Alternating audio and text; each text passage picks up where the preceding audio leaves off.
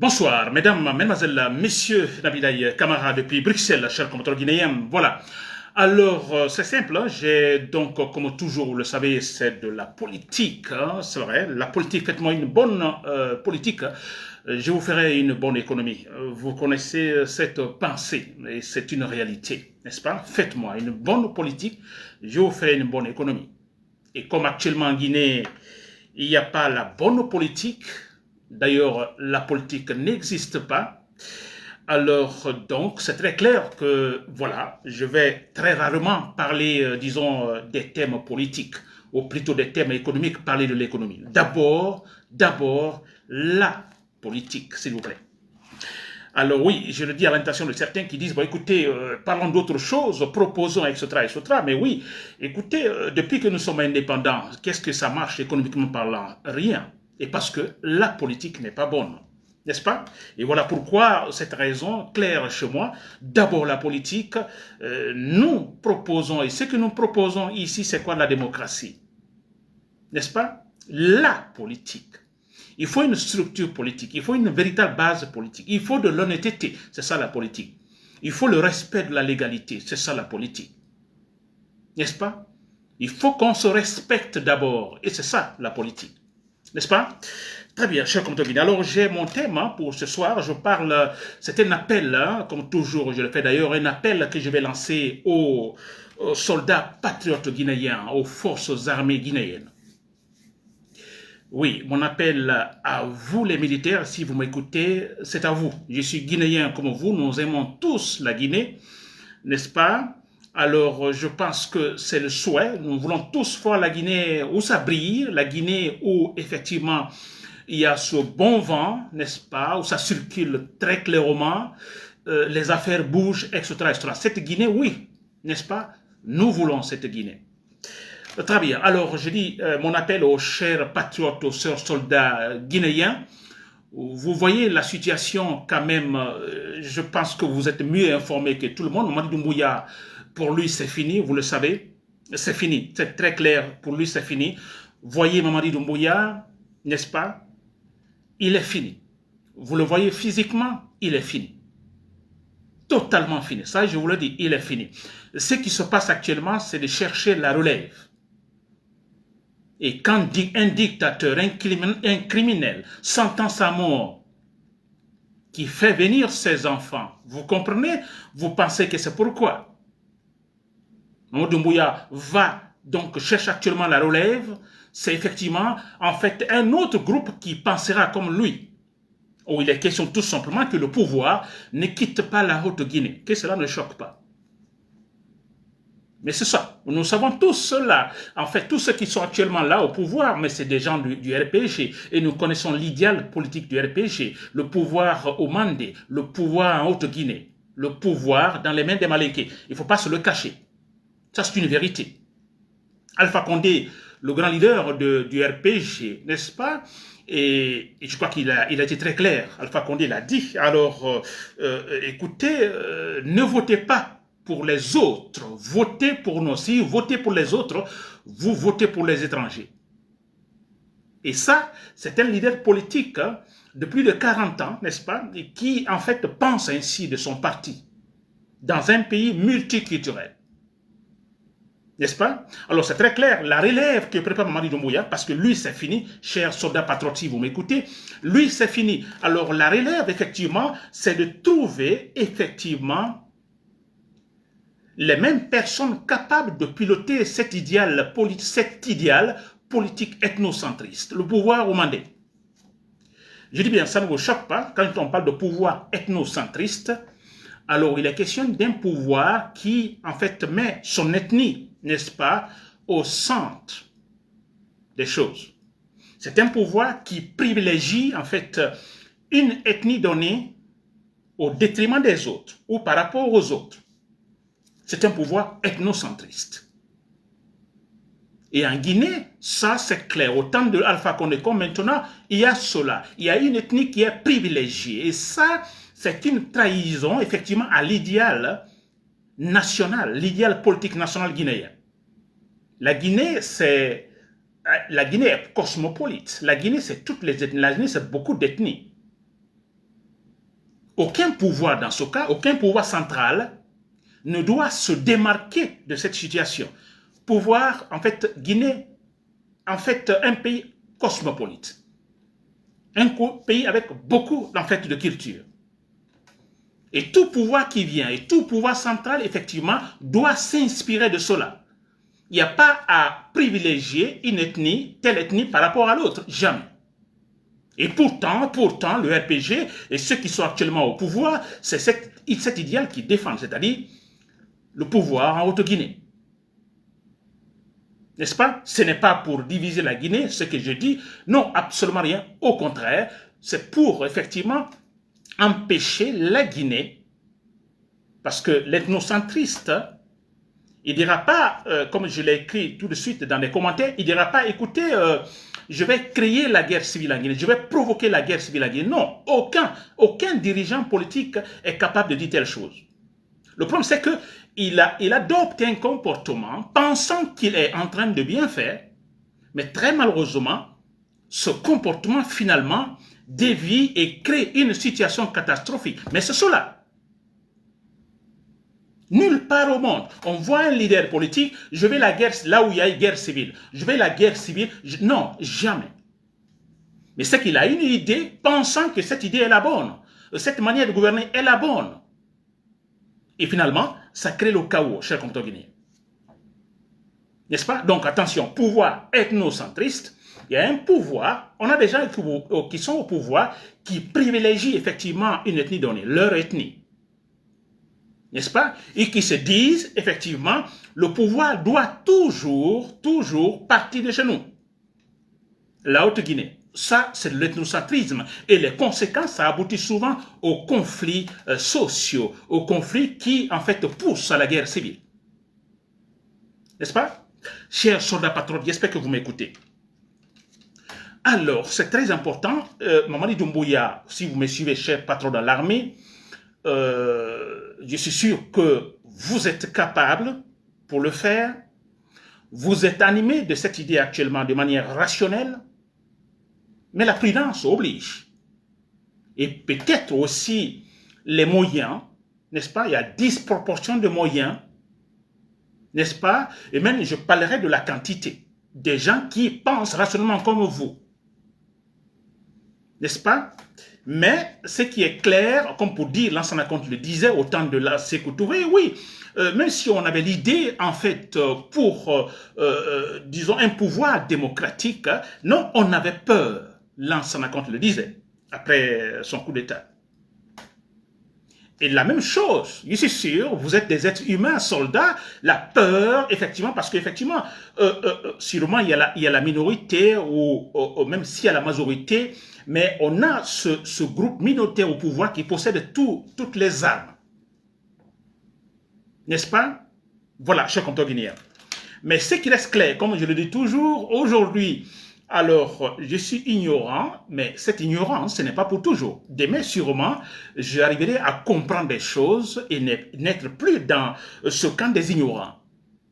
Si vous n'êtes pas rationnel aujourd'hui, alors ce n'est pas absolu. Demain, sûrement, vous êtes rationnel. Vous quittez le camp des irrationnels. Et je suis sûr, chers soldats, patriotes, vous qui m'écoutez, Mamadi Doumbouya, c'est fini, je vous l'ai dit, il est totalement fini. On ne peut pas accepter, vous ne pouvez pas accepter qu'il trouve une relève encore pire que lui. C'est vrai, on a vu Alpha Condé qui tombe, on a Mamadi Doumbouya qui vient, il est pire parce que, écoutez, c'est l'idéal RPG. Et Mamadi Doumbouya sentant sa mort, c'est vrai, potentiellement il est parti, ça c'est clair. Nous n'inventons rien, les choses se passent en fait naturellement. Sentant ainsi sa fin, écoutez, ils se retrouvent comme ils l'ont fait autour de Sekouba Konaté. Attention, Sekouba Konaté, ne faites pas bien les choses, ne suivez pas trop en fait le règlement. Un des nôtres doit passer, Alpha Condé. C'est cela. Et la même chose se passe actuellement autour de Mamadi Doumbouya. Je suis la logique. Du moment que Mamadi Doumbouya, c'est fini pour lui. Chers soldats patriotes, allez-vous accepter cette relève destructrice? J'espère que non. La Guinée a besoin d'un véritable pouvoir aujourd'hui, d'un pouvoir qui, en fait, unit les Guinéens, un pouvoir démocratique. Parce que ce qui se passe actuellement, voilà, il y a cette philosophie orientale qui dit, écoutez, que nous, les êtres humains, nous voyons les choses différemment, c'est vrai. Nous ne voyons pas les choses toujours de la même manière.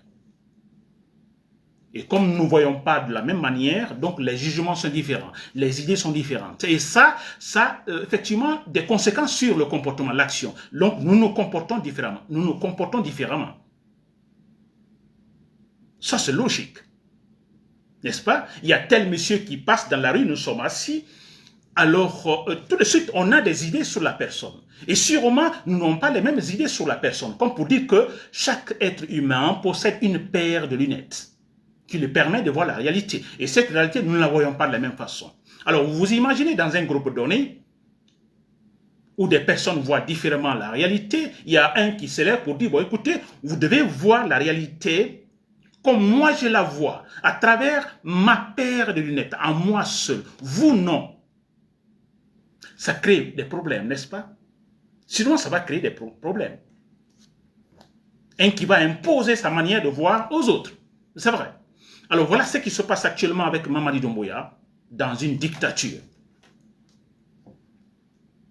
On ne dira pas, bon écoutez, non, écoutez, c'est la loi qui s'impose. Non, Mamadi Doumbouya n'impose pas, mais cette loi émane-t-elle effectivement du jugement de tous les Guinéens, de l'accord de tous les Guinéens? Vous savez que c'est non.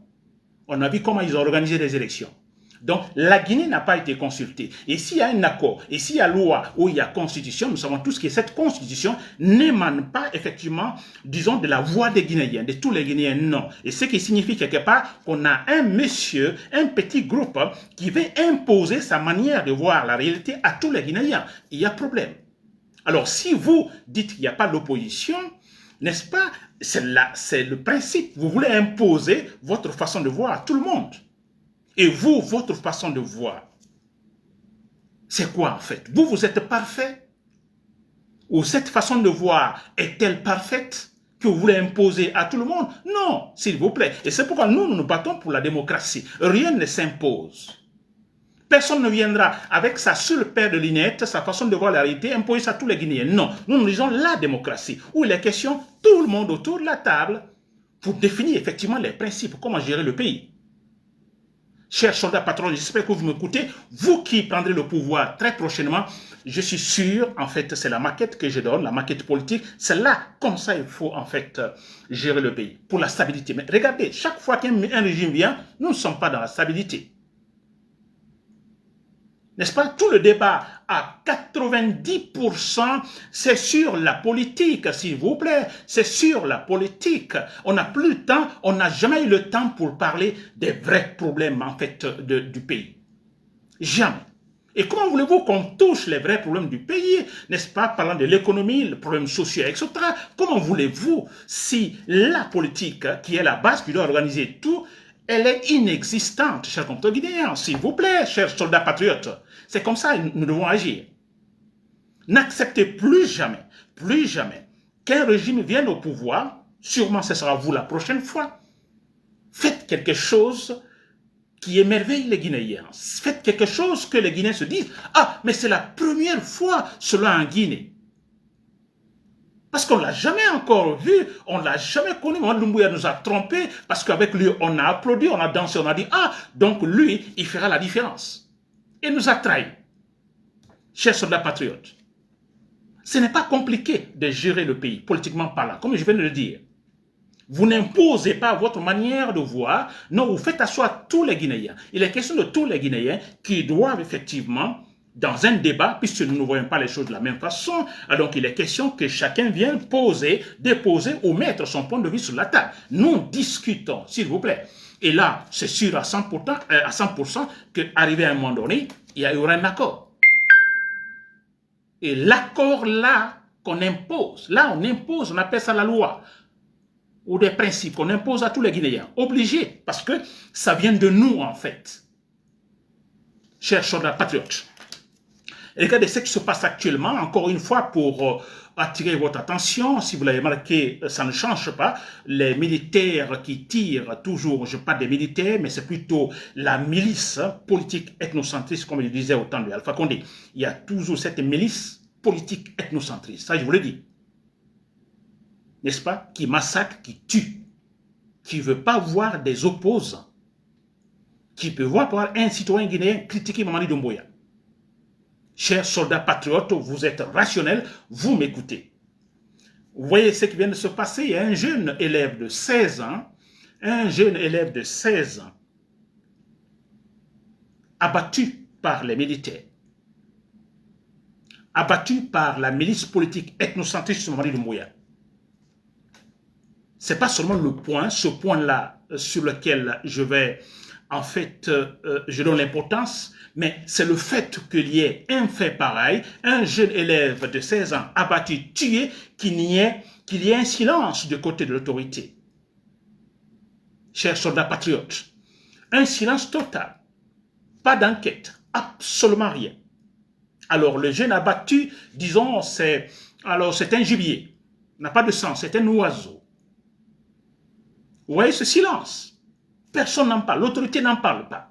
L'autre fois, vous l'avez remarqué également, cette dame, c'est Mariam Kamara, cette dame enceinte qui a été également tuée.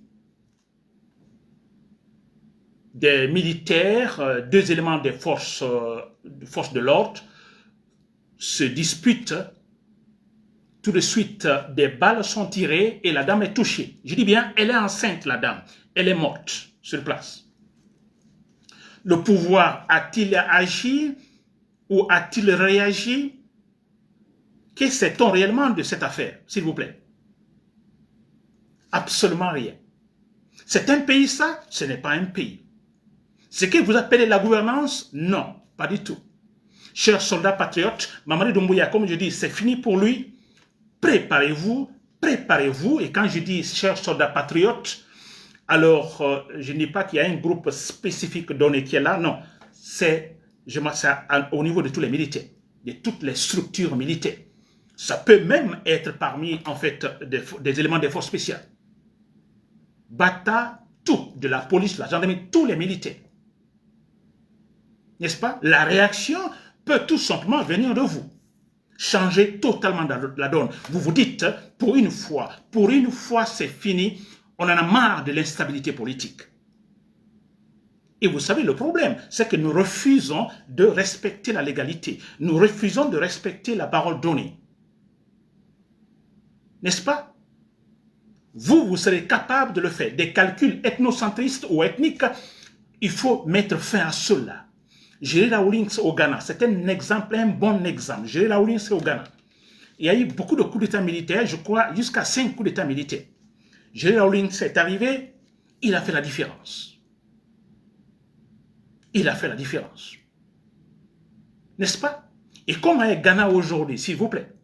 La stabilité politique. Vous regardez la télévision ou les télévisions ghanéennes, ou les radios, stations, ainsi de suite ghanéennes, s'il y a débat politique, c'est quoi? C'est sur, effectivement, disons, sur l'économie. N'est-ce pas? Sur l'économie. Comment maximiser, effectivement, disons, du bénéfice de la part des entreprises, petites et moyennes entreprises. Ça se débat là-bas. Ainsi de suite, s'il vous plaît. Ils en ont fini avec, disons, comment je peux appeler ça, la structure politique. Parce qu'elle est là. Elle est là garantie grâce à qui? À ce militaire, capitaine Géry Rawlings, qui est décédé. Vous le savez. Alors qu'on ne dise pas en Guinée, bon écoutez, un coup d'État en Guinée, un deuxième rien, un troisième rien, un quatrième rien, un cinquième, alors ce sera en fait, voilà, le circuit qui continue. Non, s'il vous plaît, vous vous trompez. N'est-ce pas? Vous vous trompez. C'est le bon moment d'ailleurs que ce militaire intervienne, ce militaire rationnel intervienne, parce que là, il aura tiré beaucoup de leçons. Leçons du régime de Sékou Touré, de Lansana Conté, de Dadis Camara, de Sekouba, de Alpha Condé, et maintenant de Mamadi Doumbouya. Ce groupe aura tiré beaucoup de leçons pour finalement mettre la Guinée sur, la locomotive politique guinéenne sur, en fait, les rails, de manière définitive.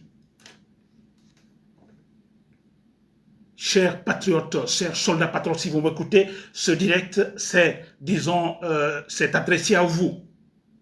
Mamadi Doumbouya est fini, il prépare la relève.